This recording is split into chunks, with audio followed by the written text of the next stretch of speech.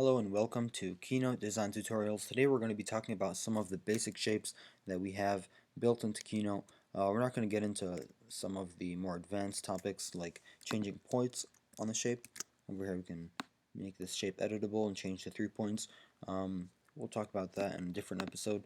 But what we can do with shapes, we can just drag one in from this shape section up at the top. And we have some of our basic shapes here.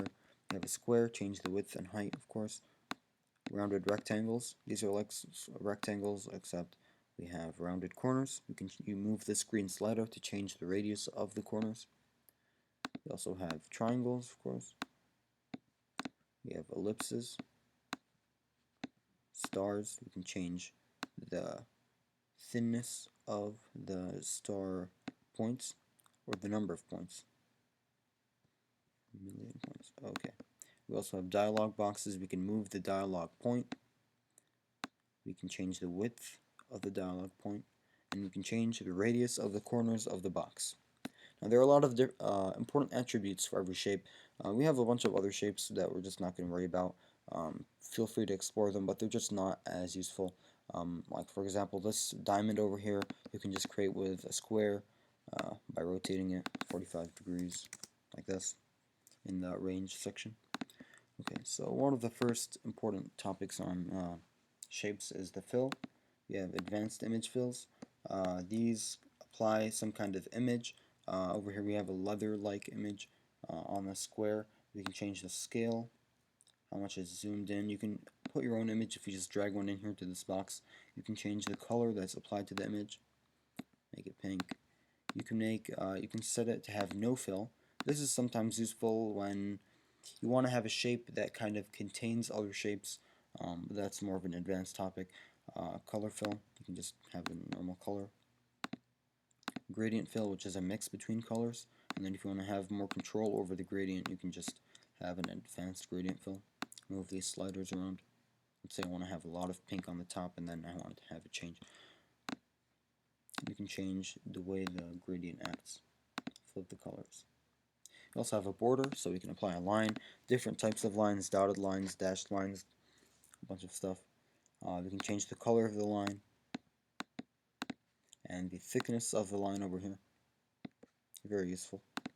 We also have shadows. Every shape has a shadow. We can give it no shadow, usually the case. Drop shadows are the most useful. You can change the blur, how far it spreads out, the offset, how far it's moved away from the shape, and whenever the offset has a value, you can use this angle to change where the offset is going in, which direction the offset is in. You can change the opacity, how clear, how defined it is. You can also add a reflection to shapes. Like we have a mirror over here. And you can change the opacity of a shape. Another important aspect of shapes is sometimes, let's say I want to have half of this circle. How do I do that? You can take a square object and kind of subtract it from the circle shape. So let's see over here. We have this. This is not going to be a perfect cut because I'm not using any aligning lines, but we can use the subtract method, and now we have half of a circle. We have other things like unite, where we end up with it unites the two shapes so that we have one. We can also do intersect so that only the shared area ends up being the shape. We also have exclude, only what is not shared it becomes the shape and they're connected together. And that's almost everything you need to know about shapes, except for a really useful thing is constraining proportions. Let's say I want to make sure that this is always a circle. I can change the width. Let's make it 100 just for now. And then I constrain proportions. Now I can scale it as much as I want without worrying about it being a circle or not. It's always same width as the height. You can rotate. You can lock shapes to make sure that you don't, while you're editing, let's say I want to select over here and change all of these fill colors to a red color. You'll see over here the X's tells you that you're not supposed to edit it. You won't be able to. So you just deselect it. And you can apply the fill to all of these. Okay.